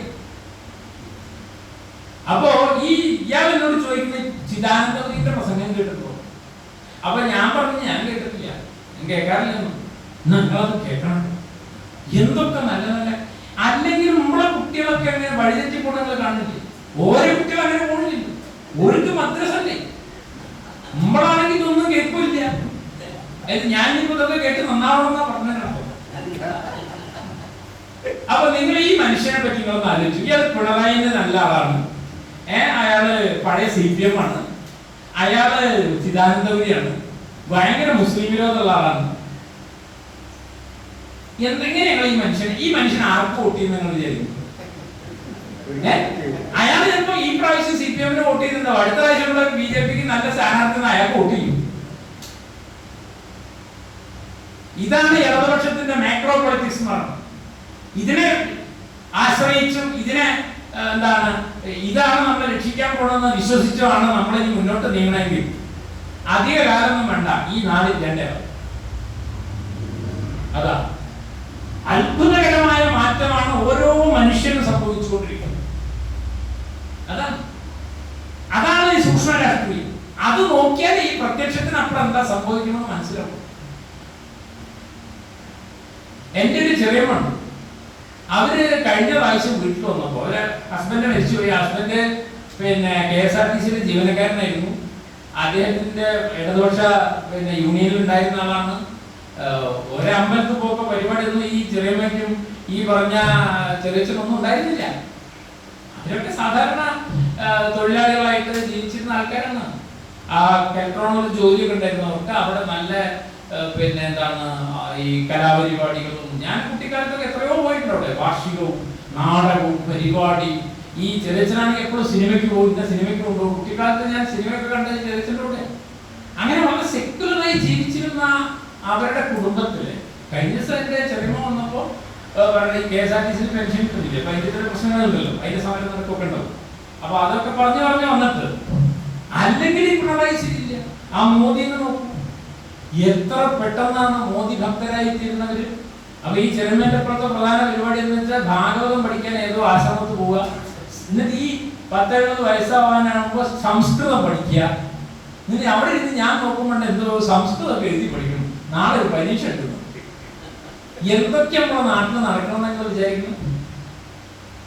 അങ്ങനെ ഓരോ മനുഷ്യരെടുത്ത് നോക്കിയാൽ നിങ്ങൾക്ക് മനസ്സിലാവും. അവരൊരു പക്ഷേ CPM ആയിരിക്കാം, ഇടതുപക്ഷത്തിന് വോട്ട് ചെയ്യുന്നുണ്ടാവാം, മനസ്സുകൊണ്ട് അവരൊക്കെ ഹിന്ദുക്കളായിക്കൊണ്ടിരിക്കുക. ഈ സന്യാസിമാരും ക്ഷേത്രങ്ങളും നാലമ്പല യാത്ര ഒരു വഴിക്ക് നടക്കുമ്പോൾ നാലമ്പലത്തിൽ കൂടി ഇങ്ങനെ പോയി വരികയല്ലേ ചെയ്യണേ. അതൊരു ക്യാമ്പയിനാണ്. ഈ ഹിന്ദു നേരത്തെ പറഞ്ഞ പോലെ ഹിന്ദുത്വത്തിന്റെ ഏറ്റവും വലിയ ഹിന്ദു മതത്തിന്റെ ഏറ്റവും വലിയ പ്രതിസന്ധി ജാതിയാണ്. ആ ജാതി ഇല്ലാണ്ടാക്കാൻ എന്തായാലും കഴിയില്ല എന്ന് സവർക്കർ ഉൾപ്പെടെ എല്ലാവർക്കും അറിയാം. അതുകൊണ്ട് നമ്മളൊക്കെ ഒന്നാണെന്ന് ഇടയ്ക്കിടയ്ക്ക് വരുത്താനുള്ള പണി എന്താണ്? അതാണ് ക്ഷേത്രം, നാലമ്പല യാത്ര. ഇതൊക്കെ ഒരു പുതിയ ഏർപ്പാടാണ്. ഗണപതിന്റെ യാത്ര, ശോഭായാത്ര, ഇതൊന്നും ഹിന്ദുവുമായിട്ടൊരു ബന്ധമില്ലാത്ത കാര്യം നമുക്കറിയാം. കലവറ നിറയ്ക്കല്, മറ്റേ പൊങ്കാല, അങ്ങനെ പല പരിപാടികളാണ്. ഇതിന് വന്നു കഴിഞ്ഞാൽ നമ്മളൊക്കെ ഒന്നാണെന്നൊരു തോന്നലിലേക്ക് വരും. ഇതിനകത്ത് നിലനിൽക്കുന്ന ഞാൻ നേരത്തെ പറഞ്ഞ ജാതീയതയുടെയും ബ്രാഹ്മണ്യത്തിന്റെയും പുരുഷാധിപത്യത്തിന്റെയും ഒന്നും മൂല്യങ്ങൾ അതിനെ മുഴുവൻ മൂടി വെക്കുകയാണ്. അതിനെ മൂടി വെക്കുന്ന പുത്തൻ ആചാരങ്ങളും അനുഷ്ഠാനങ്ങളുമായിട്ടാണ് ഇത് പുറത്തേക്കൊണ്ടിരിക്കുന്നത്. അതാണ്. അപ്പൊ ഇത് വാസ്തവത്തിൽ പുറത്തേക്ക് നമ്മൾ കാണുന്ന ഇതാണെങ്കിലും വാസ്തവത്തിൽ പാളയെ കഞ്ഞി കുടിപ്പിക്കാനും തമ്പ്രാൻ എന്ന് വിളിപ്പിക്കാനുള്ള ആ വിമോചന സമരകാലത്തെ മുദ്രാവാക്യമാണ് പുതിയ മരുഭൂമികളായി സ്വപ്നത്തിൽ പ്രത്യക്ഷപ്പെടുന്നതെന്നാണ് ഞാൻ പറഞ്ഞതിന്റെ അർത്ഥം. അവിടിപ്പോ കാണുന്ന നമ്മൾ ശരിക്കും സ്വപ്ന. ഈ സ്വപ്നത്തെ വ്യാഖ്യാനിച്ചാലേ ഇതിന്റെ ആഴത്തിലേക്ക് പോയാൽ മാത്രമേ പ്രത്യക്ഷത്തിനപ്പുറമുള്ളത് എന്താണെന്ന് മനസ്സിലാവൂ എന്നാണ് ഞാൻ പറഞ്ഞതിന്റെ ചുരുക്കം. അങ്ങനെ വരുമ്പോ ഇത് വളരെ ശ്രമകരമായ ഒരു പണിയാണ്. അപ്പൊ ഇവിടെ ഒരു കാര്യം നമ്മൾ മനസ്സിലാക്കി, ഇങ്ങനെയൊക്കെ പറയുമ്പോ ഞാൻ ഈ പറഞ്ഞ മനുഷ്യന്മാരുണ്ട് എന്റെ കൂടെ ബസ്സിൽ യാത്ര ചെയ്താൽ എന്റെ വീട്ടിൽ വരുന്ന എന്റെ ചെറിയമ്മയുടെ കാര്യം പറഞ്ഞു, എന്റെ നാട്ടിലുള്ള പഴയ CITU സഖാക്കൾക്ക് വന്ന മാറ്റത്തെ കുറിച്ച് ഞാൻ പറഞ്ഞു. ഇതൊക്കെ പറയുമ്പോ ഓ ഇവരൊക്കെ പോയി എന്നല്ല അതിന്റെ അർത്ഥം. നമുക്ക് അങ്ങനെ ഒരു മനുഷ്യനും തള്ളിക്കളയാൻ കഴിയില്ല. നിങ്ങളുടെ നാട്ടിലെ ഒരു RSSകാരനെ പോലും നിങ്ങൾക്ക് അയാളാണ് വോട്ടെന്ന് പറയാൻ പറ്റില്ല. അയാളെ കൂടി നമുക്ക് ഈ കാര്യത്തിൽ കൊണ്ടുവരണം. അതാണല്ലോ നമ്മുടെ പദ്ധതി. അതിനെക്കുറിച്ചല്ലേ മാർക്സ് പ്രാക്സിസ് എന്ന് പറയുന്നത്. മാർക്സിസത്തിന്റെ ഏറ്റവും പ്രധാനപ്പെട്ട പ്രത്യേകത അത് സാംസ്കാരിക പ്രവർത്തനമായാലും രാഷ്ട്രീയ പ്രവർത്തനമായാലും അതൊരു പ്രാക്സിസ് ആണ്. പ്രാക്സിസ് എന്ന് പറഞ്ഞാൽ എന്താ, നമുക്കൊരു ആശയം ഉണ്ടായതൊന്നും മാത്രം കാര്യമില്ല, ആ ആശയത്തെ പ്രയോഗത്തിൽ കൊണ്ടുവരികയും ആ പ്രയോഗത്തിൽ നിന്ന് പാഠം കൊണ്ടുകൊണ്ട് ആശയത്തെ നവീകരിക്കുകയും അങ്ങനെ ആശയവും പ്രയോഗവും തമ്മിലുള്ള വൈരുദ്ധ്യാത്മകമായ ബന്ധമാണ് പ്രാക്സിസ്. അതാണ് പ്രാക്സിസ് എന്ന് പറഞ്ഞാൽ. അപ്പൊ ഈ പ്രാക്സിസ്, കൾച്ചറൽ പ്രാക്സിസ് എന്തായിരിക്കും? പ്രാക്ടീസ് അല്ല കേട്ടോ, പ്രാക്സിസ് PRAXIS എന്നാണ് സ്പെല്ലിംഗ്. അപ്പൊ എന്താണ് ഈ സാംസ്കാരികമായ പ്രാക്സിസ് എന്ന് പറഞ്ഞാൽ? അത് വളരെ പ്രധാനമാണ്. അവിടെയാണ് നമുക്ക് ഈ ഗ്രാംഷി വളരെ പ്രധാനപ്പെട്ട ഒരാളായി. അതുകൂടി പറഞ്ഞാൽ നോക്കും, ഒരു 5 മിനിറ്റ് കൂടി കഴിഞ്ഞാൽ 1 മണിക്കൂർ. അപ്പോ ഈ ഗ്രാംഷി പറയുന്നത് കോമൺ സെൻസ് എന്ന് പറയുന്നതിനെ എന്താണ് നമ്മൾ കമ്മ്യൂണിസ്റ്റുകാർ അല്ലെങ്കിൽ ഇടതുപക്ഷ സാംസ്കാരിക പ്രവർത്തകർ ചെയ്യേണ്ടത്? കോമൺ സെൻസ് എന്നുള്ളതിന് എന്താ ചെയ്യുന്നത്? നമ്മൾ പൊതുവെ പറയാൻ അത് പൊതുബോധമാണ്. പൊതുബോധം എന്ന് പറഞ്ഞാൽ വിവരമില്ലാത്തവരാണ് അല്ലെങ്കിൽ നമ്മൾ എന്താണ് തള്ളിക്കളയേണ്ടതാണെന്നുള്ള ഒരു സങ്കല്പം പൊതുവെ നോക്കില്ല.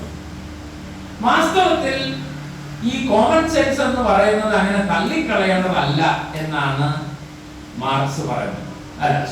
ഗ്രാംഷി പറയുന്നത്. ഗ്രാംഷി പറയാൻ കാരണം എന്താണെന്ന് ചോദിച്ചാൽ, ഈ നേരത്തെ പറഞ്ഞ ജാതിജന്യ നാടുവാഴിത്വത്തിന്റെ പുത്തൻ രൂപങ്ങൾ ആശയപരമായി നമ്മുടെ മനുഷ്യരെ സ്വാധീനിക്കുമ്പോഴും അതിനോട് പൂർണ്ണമായും ഐക്യപ്പെടാനോ യോജിക്കാനോ കഴിയാതെ ഇടഞ്ഞും തെറ്റിയും ഒക്കെ നിൽക്കുന്ന ആൾക്കാരുണ്ടോ, അല്ലെങ്കിൽ പല ഘടകങ്ങളും നമ്മളൊക്കെ ബോധത്തിലുണ്ടോ?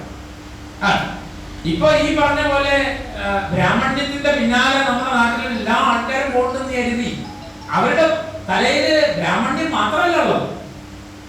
നിങ്ങൾ പോയി അവരോട് നേരത്തെ പറഞ്ഞ പോലെ സംസാരിച്ചു നോക്കുമ്പോൾ മനസ്സിലാവും ഈ പറയുന്ന പല കാര്യങ്ങളോട് അവർക്ക് വിയോജിപ്പുണ്ടാവും. പിന്നെ അവര് വിശ്വാസത്തിന്റെ ആചാരത്തിന്റെ ഒക്കെ ലോകത്തിലേക്ക് പോകുന്നത് വേറെ ചില കാരണങ്ങളുണ്ടായി. അവരൊക്കെ ബ്രാഹ്മണ്യം, ഈ അനിൽഭാഷ പറഞ്ഞ മാതിരി ബ്രാഹ്മണ്യം ശരിയാന്ന് വിചാരിച്ചിട്ടല്ല ഒരാൾ രാവിലെ അമ്പലത്തിൽ പോകുന്നത്. അയാൾ അമ്പലത്തിൽ പോകുന്നത് നിങ്ങൾ പറഞ്ഞ മാതിരി പണ്ടുള്ള ജാതീയമായി അടിച്ചമർത്തപ്പെട്ട മനുഷ്യരാണ് ഞങ്ങളൊക്കെ എന്ന് വിചാരിക്കുന്ന ദളിത് സമൂഹത്തിൽപ്പെട്ട ഒരാളും രാവിലെ ക്ഷേത്രത്തിൽ പോകുന്നത് ബ്രാഹ്മണ്യം ശരിയെന്ന് വിചാരിച്ചിട്ടല്ല, അയാൾക്ക് വേറെ ചില പ്രശ്നങ്ങളുണ്ട്. ആ പ്രശ്നം എന്തായിരിക്കും? അതാണ് 90-കൾക്ക് ശേഷം നമ്മുടെ രാജ്യത്ത് നടപ്പാക്കിയ നവ ലിബറൽ നയങ്ങൾ എന്ന് പറയുന്നത്. അതുണ്ടാക്കിയ പ്രതിസന്ധി ചില്ലറയല്ല, അത് മനുഷ്യരെ വല്ലാതെ ഒറ്റപ്പെടുത്തിയിട്ടുണ്ട്. ഞാൻ അതിന്റെ വിശദാംശങ്ങളിലേക്ക് പോകുന്നില്ല. അതെങ്ങനെയൊക്കെയാണ് നമ്മുടെ ജീവിതത്തിന്റെ സമ്പ്രദായം തന്നെ മാറി. ഈ സൂപ്പർ മാർക്കറ്റുകളും വലിയ ആർഭാടപൂർണ്ണമുള്ള കല്യാണങ്ങളും എന്തും ചെലവേറിയതായി തീരുമ്പോ എല്ലാവരുടെയും കൂടെ ഓടിയെത്താൻ മെനക്കെടുന്ന ഒരു പാവപ്പെട്ട മനുഷ്യനായിരിക്കും അയാൾ. പക്ഷെ അയാളെ സംബന്ധിച്ചിടത്തോളം എല്ലാറ്റിനും കാരണം വിധിയാണെന്ന് അയാൾ വിചാരിക്കും. ഞാനിങ്ങനെ ആയിപ്പോയി, എന്റെ അയൽവാസി എന്റെ അവിടെ ഓട്ടോറിക്ഷ ഓടിക്കുന്ന ഉണ്ണികൃഷ്ണൻ ഉണ്ടാവും, അയാൾ പറയും അല്ലേ അയലിനോട് പഠിച്ച അല്ലെങ്കിൽ ഇപ്പൊ എന്താണ് ഇനി ഓർക്കല്ലേ പൊക്കള് മുമ്പൊക്കെ ഒന്നും ഇല്ലല്ലോ എന്ന് പറയും. ഈ ഓരോപ്പടെന്ന് പറയുന്നത് ജാതിയാണ്. ഇവൻ നായരാണ്, അവൻ പഠിച്ചിട്ടില്ല, അവിടെ എത്താനും പറ്റിയില്ല. അപ്പൊ അവൻ ഭയങ്കര നിരാശയിലാണ്. അവനെ സംബന്ധിച്ച് അവര് പറഞ്ഞ RSSന്റെയും BJPന്റെ ഒക്കെ ആളാണ്, അമ്പലോ കാര്യങ്ങളുണ്ട്. പക്ഷെ അവന്റെ ഉള്ളിലെ വിരോധം വാസ്തവത്തിൽ ഈ പറയുന്ന ദളിത് സമൂഹത്തോടാണ്. അവർക്ക് റിസർവേഷൻ ഉണ്ട്, അതുകൊണ്ട് അതിന്റെ അയൽവാസികളുള്ള ആൾക്കാർക്ക് റിസർവേഷനെ കിട്ടി, ജോലി കിട്ടിയിരുന്നു, ഇവരത് കിട്ടിയിട്ടില്ല. അപ്പൊ റിസർവേഷൻ ഇല്ല. അപ്പൊ റിസർവേഷൻ എന്നൊരു വിഷയം ചർച്ചയ്ക്കാൻ എടുത്തു കഴിഞ്ഞാൽ നമ്മുടെ സമൂഹത്തിൽ ആൾക്കാരുടെ സ്വഭാവം മനസ്സിലാവും. അപ്പോ ഇങ്ങനെ ഈ പറഞ്ഞ ഹിന്ദു ആണെന്ന് ഐക്യപ്പെടുമ്പോ തന്നെ സംവരണത്തിന്റെ കാര്യം വരുമ്പോഴേക്കും ആളുകൾ എങ്ങനെയാണ് ഇങ്ങനെ എന്താണ് വേറിട്ട് പോകുന്നത് നോക്കിയാൽ നിങ്ങൾക്ക് മനസ്സിലാവും. അപ്പൊ ഇങ്ങനെ വളരെ കോൺട്രഡിക്ടറി ആണ് ഈ കോമൺ സെൻസ് എന്ന് പറയുന്നത്. പൊതുബോധം എന്ന് പറയുന്നത് വാസ്തവത്തിൽ വളരെയധികം ശിഥിലമാണ്, അതിനകത്ത് തന്നെ സംഘർഷഭരിതമാണെന്നാണ് ഞാൻ പറഞ്ഞത്. ആ സംഘർഷഭരിതമായ കോമൺ സെൻസ് ആണ് നമ്മുടെ മൂലധനം. അതാണ് നമ്മുടെ സാംസ്കാരിക ഇടതുപക്ഷ പ്രാക്സിസിനുള്ള ഇടതുപക്ഷ സാംസ്കാരികമായ പ്രാക്സിസിനുള്ള മൂലധനം ഈ സാധാരണ മനുഷ്യരുടെ പൊതുബോധം. ആ പൊതുബോധത്തിനകത്ത് തന്നെ ഈ അധീശ പ്രത്യയശാസ്ത്രത്തെ എതിർക്കാനുള്ള ചില സങ്കല്പനങ്ങൾ രൂപപ്പെട്ടു വരുന്നുണ്ടാവും. അതിനെ ഫലപ്രദമായി ഉപയോഗിക്കാൻ നമുക്ക് കഴിയുക എന്നത് പ്രധാനമാണ്. അതാ ഇപ്പൊ ചില ആൾക്കാർ പോയിട്ട് ഈ അമ്പല കമ്മിറ്റി പോയി ചേർന്നിട്ട് ആ അമ്പലമൊക്കെ നമ്മുടേതാക്കാണെന്ന് വിചാരിച്ച് നടക്കുന്ന ചില സാംസ്കാരിക പ്രവർത്തനമുണ്ട്. അതിനോടൊന്നും എനിക്ക് വാസ്തവത്തിൽ യോജിപ്പില്ല. കാരണം എന്താണെന്ന് വെച്ചാൽ അങ്ങനെ യാന്ത്രികമായിട്ട് നിങ്ങൾക്ക് ഈ ഫാസിസത്തെയും ഈ കൾച്ചറൽ ആയിട്ടുള്ള പിന്നെ ഈ പറയുന്ന റിവൈവലിസത്തെയും പുനരുത്ഥാനത്തെയും പരാജയപ്പെടുത്താനൊന്നും പറ്റില്ല. അങ്ങനെ അവരെ പറ്റിക്കാം എന്നൊന്നും നമ്മൾ വിചാരിക്കണ്ട. അവര് ബുദ്ധിയുള്ള ആൾക്കാരൊക്കെ തന്നെയാണ്. അപ്പോ ഇത് നമ്മളൊരു സ്പോർട്സ്മാൻ സ്പിരിറ്റിൽ എടുക്കുക വേണ്ടത്. ഇതിങ്ങനെ സ്വാഭാവികമായിട്ട് നമുക്ക് വലിയ മേൽക്കോയ്മ നഷ്ടപ്പെട്ടു. ഒരു കാലത്ത് കമ്മ്യൂണിസ്റ്റുകാരനായിരിക്കുക എന്നുള്ളത് ഭയങ്കര മേൽക്കോയ്മയുള്ള ഒരു കാര്യമായിരുന്നു. എനിക്കറിയാം നമ്മുടെ നാട്ടിലൊക്കെ പിന്നെ പഴയ ഞങ്ങളവിടെയുള്ള രാജേട്ടൻ ഒരു കോളനി എന്ന് പറഞ്ഞ ആളാ. പക്ഷെ രാജേട്ടൻ ആ പിന്നെ ലക്ഷത്തിന് ബാഗൊക്കെ എടുത്ത് നടക്കണുണ്ടാൽ അവിടുത്തെ ഏത് പഴയ നായന്മാരും പിന്നെ തമ്പുരാക്കന്മാരും എന്താ രാജ എന്ന് ചോദിച്ച് വളരെ ബഹുമാനത്തോടുകൂടിയേ സംസാരിക്കുള്ളൂ. കാരണം മൂപ്പര അവിടെ ലോക്കൽ കമ്മിറ്റിയിലുണ്ട്, ലോക്കൽ കമ്മിറ്റി സെക്രട്ടറിയാണ്. അത് കമ്മ്യൂണിസ്റ്റുകാരെന്ന് പറഞ്ഞാൽ ഒരു നിലയും വിലയുള്ള ഏർപ്പാടാണ്. ഒരാൾ കമ്മ്യൂണിസ്റ്റ് ആയിരിക്കുക എന്ന് പറയുന്നത് ആണ്. അപ്പം പിന്നെ പഴയ നോവലിലും നാടകമൊക്കെ വായിച്ചാൽ മനസ്സിലാവും. ഒരാൾ കമ്മ്യൂണിസ്റ്റ് ആണെന്ന് പറഞ്ഞാൽ അയാൾ കൾച്ചറൽ ക്യാപിറ്റലാണ്, അതൊരു സാംസ്കാരിക മൂലധനം ആണ്. ആൾക്കാർക്ക് ഒരു പേടിയുണ്ടാവും, ബഹുമാനം ഉണ്ടാവും, ആദരവുണ്ടാവും. കമ്മ്യൂണിസ്റ്റുകാരാവുമ്പോൾ അങ്ങനെയൊന്നും ചെയ്യില്ല എന്നൊക്കെ നമുക്കൊരു സങ്കല്പം ഉണ്ടായി. അതാണ് അതിപ്പോഴും നമ്മുടെ സമൂഹത്തിൽ കുറച്ചൊക്കെ ഉണ്ട്. അതുകൊണ്ടാണ് നമ്മള് പഴയ രീതിയിലൊക്കെ ജീവിക്കുന്ന വളരെ ലളിതമായൊക്കെ ജീവിക്കുന്ന ആൾക്കാരെ കാണുമ്പോൾ ഇപ്പൊ സീതാറാം യെച്ചൂരിനെ പറ്റിയൊക്കെ മറുപക്ഷത്തിലുള്ള ആൾക്കാർ വരെ പറയുമ്പോൾ അദ്ദേഹത്തിന്റെ ജീവിതം, അദ്ദേഹത്തിന്റെ ശൈലി, പെരുമാറ്റ രീതി അതൊക്കെ കമ്മ്യൂണിസ്റ്റിന് ചേർന്നാണെന്നോ. ഈ കമ്മ്യൂണിസം എന്ന് പറഞ്ഞാൽ ഇങ്ങനെ ഒരു സംസ്കാരം കൂടി ഉള്ളതാണെന്നുള്ളൊരു പൊതുബോധമുണ്ട്. അപ്പൊ ആ അർത്ഥത്തിൽ ആ മേൽക്കോയ്മ നമുക്ക് പതിയെ നഷ്ടപ്പെട്ടു പോവുകയും ഇപ്പൊ ഈ പറഞ്ഞ പോലെ ജാതി മേൽക്കോയ്മയും പിന്നെ വെളുപ്പും സൗന്ദര്യവും പേരിന്റെ പിന്നിലൊരു വാല്യൂ ഒക്കെ വരുന്നതാണ് കൾച്ചറൽ ക്യാപിറ്റലായി വരുന്നത്. അതുകൊണ്ട് അച്ഛന്റെ പേര് പിന്നെ എന്തായിരിക്കും, മനോജ് എന്നായിരിക്കും.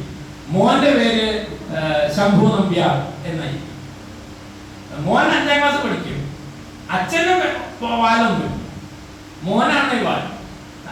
ടെലിവിഷൻ ചാനലിലേക്ക് വരുമ്പോഴേക്കും അനിൽ എന്നായിരുന്നു ഒരാളുടെ പേര്. അയാൾ ടെലിവിഷൻ ചാനലിലേക്ക് വന്നപ്പോഴേക്കും അനിൽ നമ്പ്യാർ. അപ്പൊ ഇത് പണ്ടത്തിനല്ല, ഇത് ഉപേക്ഷിക്കുമ്പോഴാണ് അതൊരു സാംസ്കാരിക മൂലധനായിട്ട്. എനിക്ക് ജാതിയില്ല, ഞാൻ മതത്തിൽ വിശ്വസിക്കുന്നില്ല എന്നൊക്കെ പരസ്യമായിട്ട് പറയുമ്പോഴാണ് അതിനൊരു മൂല്യം ഉണ്ടായിരുന്നു. ഇന്ന് ആ മൂല്യം നഷ്ടപ്പെടുകയും പകരം ഇതൊക്കെ വെച്ച് കെട്ടുമ്പോൾ അതൊരു അലങ്കാരമായി തീരുകയും ചെയ്യുന്നുണ്ടെങ്കിൽ അപ്പൊ ഇതൊരു മത്സരം. അതിനെയാണ് ഈ ഗ്രാംഷി പറയുന്ന ഹെജിമണി. എങ്ങനെയാണ് അപ്പൊ ഈ പ്രതിലോമകരമായ ആശയങ്ങളും നമ്മൾ പറയുന്ന ആധുനികമായ ആശയങ്ങളും തമ്മിലുള്ള മത്സരത്തിൽ ഇപ്പൊ നമ്മൾ പരാജയത്തിലാണ്. അവരുടെ ഈ പ്രതിലോമകരമായ ഈ പുനരുത്ഥാന ആശയങ്ങൾക്ക് മേൽക്കൈ കിട്ടിക്കൊണ്ടിരിക്കുക. ആ മേൽക്കൈ നഷ്ടപ്പെടുത്തണമെങ്കിൽ ഈ ചെറിയ ചെറിയ നമ്മുടെ നാട്ടുമ്പുറത്തൊരു ഭാഷയുണ്ട്, കുച്ചാപ്പിത്തരൊന്നും. അങ്ങനെ ചെറിയ തട്ടിപ്പ് കൂടിയൊന്നും അതിനെ പരാജയപ്പെടുത്താൻ കഴിയില്ല. അമ്പല കമ്മിറ്റി പോയി അത് പിടിച്ചെടുക്കാം എന്ന് വിചാരിക്കാം. എന്നിട്ട് അവസാനം അമ്പല കമ്മിറ്റി പോയവർക്ക് അവരുടെ ആൾക്കാരായി മാറി അതിന്റെ പ്രശ്നം തീർക്കാൻ പോകണം. അപ്പൊ നമ്മൾ വാസ്തവത്തിൽ ചെയ്യേണ്ടതെന്നാ ഞാൻ അവസാനിപ്പിക്കുകയാണ്. നമ്മൾ ചെയ്യേണ്ടത് വളരെ സെക്കുലറായ ജീവിത ക്രമങ്ങൾ രൂപപ്പെടുത്തി എടുക്കുക എന്നുള്ളത് തന്നെയാണ്. ഇന്നിപ്പോ ജനുവരി 26 ഭരണഘടനയുടെ മൂല്യം എന്താണെന്ന് പറഞ്ഞ് നമ്മളെല്ലാ നാട്ടുപുറങ്ങളിലും വലിയ ക്യാമ്പയിനുകളൊന്ന് ഭാവന കണ്ടു. നമ്മുടെ നാട്ടിലെ ഓരോ ഗ്രാമങ്ങളിലും ഓരോ വാർഡിലും അവിടുത്തെ പുരോഗമന രാഷ്ട്രീയക്കാരും അവിടുത്തെ സാംസ്കാരിക പ്രവർത്തകരും അവിടുത്തെ മുസ്ലിം ലീഗുകാരും കോൺഗ്രസ്സുകാരും ഈ RSS ഒഴികെ ബാക്കിയുള്ള മുഴുവൻ ആളുകളെയും വിളിച്ച് ഒരു ഭരണഘടനാ സംരക്ഷണ സമിതിയുടെ നേതൃത്വത്തിൽ കുട്ടികളെയൊക്കെ വിളിച്ച് റാലിയും കലാപരിപാടിയും മിഠായി വിതരണവും സദ്യയൊക്കെ നടക്കുന്ന ഒരു ദിവസമായിട്ട് നിന്ന് ഒന്ന് സങ്കല്പിച്ചു. അവിടെയാണ് ആഗസ്റ്റ് 15. അങ്ങനെ ഓരോ ദേശീയ പ്രാധാന്യമുള്ള ദിനങ്ങളും എല്ലാ മനുഷ്യരെയും കൂട്ടിയിട്ട്, ഈ ജനാധിപത്യത്തിലും ഒക്കെ വിശ്വസിക്കുന്ന മുഴുവൻ മനുഷ്യരെയും കൂട്ടിയിട്ട് നിങ്ങൾ ദിനാചരണങ്ങൾ നടത്തിയ ഒരു ഉദാഹരണം പറഞ്ഞാൽ, ഇവര് ഗണപതിയുടെ വിഗ്രഹം കൊണ്ടു പോണ പോലെ നമുക്ക് ഭരണഘടനയുടെ കൂറ്റൻ ഫലകമായിട്ട് ഒരു വണ്ടി പോയിക്കൂടെ, DJ ഒക്കെ വെച്ചിട്ട് ആള് വരില്ല. അത് കാണാൻ ഈ ആൾക്കാർ വരും. ഓ അത് കമ്മ്യൂണിസ്റ്റുകാരാണ്, അല്ലെങ്കിൽ പിന്നെ മതനിരപേക്ഷവാദികളാണ്, ഞങ്ങൾ പോകില്ലാതെ ഈ അമ്പലത്തിൽ പോകണമെന്നും പോകാതിരിക്കില്ല, അവരിതൊക്കെ വന്ന് കാണും. അങ്ങനെ ഈ ആശയപരമായ ഈ സമരം, ഈ സംഘർഷം മൂർച്ഛിപ്പിക്കുന്നതിനെയാണ് കൾച്ചറൽ പ്രാക്ടീസ് എന്ന് പറയുന്നത്. അതാണ് ഇവിടെ ചെയ്യേണ്ടത്. അല്ലാതെ ഈ മതത്തിന്റെ ഉള്ളിൽ പോയിട്ട് നമുക്ക് പ്രത്യേകിച്ചൊന്നും ചെയ്യാൻ കഴിയില്ല. ഇപ്പൊ കഴിഞ്ഞ ദിവസം ഇന്നൊരാള് പിന്നെ പ്രസംഗിക്കാൻ വിളിച്ചു. അപ്പൊ ഞാൻ വിളിക്കുമ്പോ പൊതുവെ നമ്മളെ സഖാക്കളോ ആണെങ്കിൽ അയക്കുന്നതാണ് വിചാരിക്കുക. നോക്കുമ്പോ ഒരു അമ്പലം കമ്മിറ്റിയാണ്. അപ്പൊ ഞാൻ ചോദിച്ചു, അവൻ ഞങ്ങൾ പുനഃപ്രതിഷ്ഠ കഴിഞ്ഞിട്ടൊന്നും ഒരു മാഷിയുടെ പ്രസംഗമാണെന്ന്. അപ്പൊ ഞാൻ ചോദിച്ചു, നിങ്ങളൊക്കെ എങ്ങനെ എന്താണ്? അല്ല, ഞാനെന്താ വെച്ചാല് നമ്മളെ ഈ ലോക്കൽ കമ്മിറ്റിയിലുള്ള ആളാണ്. അപ്പൊ പാർട്ടി ഇപ്പൊ എന്നോട് ഈ കമ്മിറ്റി, ഈ അമ്പല കമ്മിറ്റിന്റെ ഉത്തരവാദിത്വം കൂടി ഏറ്റെടുക്കാൻ പറഞ്ഞു. കഷ്ടകാലത്തിന് ഞാൻ ഇപ്പൊ ഇതിന്റെ എന്തോ കമ്മിറ്റിന്റെ സെക്രട്ടറി എന്തോ ആയി. അപ്പൊ ഞാൻ ചോദിച്ചാൽ അതിലൊക്കെ നമ്മുടെ സഹാക്കളാണ്. ഇല്ലില്ല, ഞാൻ മാത്രമേ ഉള്ളൂ. അടി കിട്ടാൻ വേറെ എന്തെങ്കിലും വേണം. ഞാൻ അവിടെ പോയി പ്രസംഗിച്ചിട്ട് അയാൾ ഒരാളേ ഉള്ളൂ കമ്മ്യൂണിസ്റ്റ്, ബാക്കിയുള്ളവരൊക്കെ മറ്റൊരാ. അപ്പൊ ഞാൻ പറഞ്ഞു, ഞാൻ ആ വഴിക്കില്ല. അവിടെ അമ്പലത്തിൽ പോയി പ്രസംഗിച്ചിട്ട് ഇവിടെ ഈ പറഞ്ഞ കാര്യം അവിടെ പോയി പറയുന്നു. അതാണ് സ്ഥിതി. ആൾക്കാർക്ക് എന്താ ചെയ്യേണ്ടതൊരു പിടുത്തം തന്നെയാണ്. അതാണ് എന്താ സാംസ്കാരിക പ്രവർത്തനം, നമുക്കൊരു ധാരണ തന്നെയാണ്. ബേജാറുകൊണ്ടാണ്, അവരെ കുറ്റപ്പെടുത്തിയിട്ട് കാര്യമില്ല.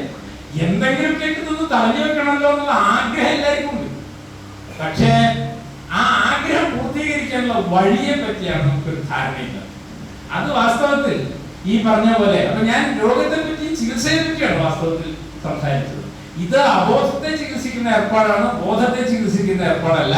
അബോധത്തെ ചികിത്സിക്കണമെങ്കിൽ ദൈനംദിനത്തിൽ ഇടപെടണം.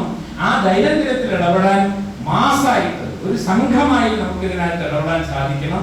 അതിനുള്ള കാര്യപരിപാടികൾ നമുക്ക് ആസൂത്രണം ചെയ്യാൻ സാധിക്കണം എന്നത് വളരെ പ്രധാനപ്പെട്ട ഒരു കാര്യമാണ് എന്ന് സൂചിപ്പിച്ചുകൊണ്ട് 5 മിനിറ്റ് അധികം എടുത്ത് ക്ഷമ ചോദിച്ച് ഞാൻ അവസാനിപ്പിക്കുന്നു. ഇനി ചർച്ചയിൽ ആർക്കെങ്കിലും പങ്കെടുക്കുന്നത് പറയാമെങ്കിൽ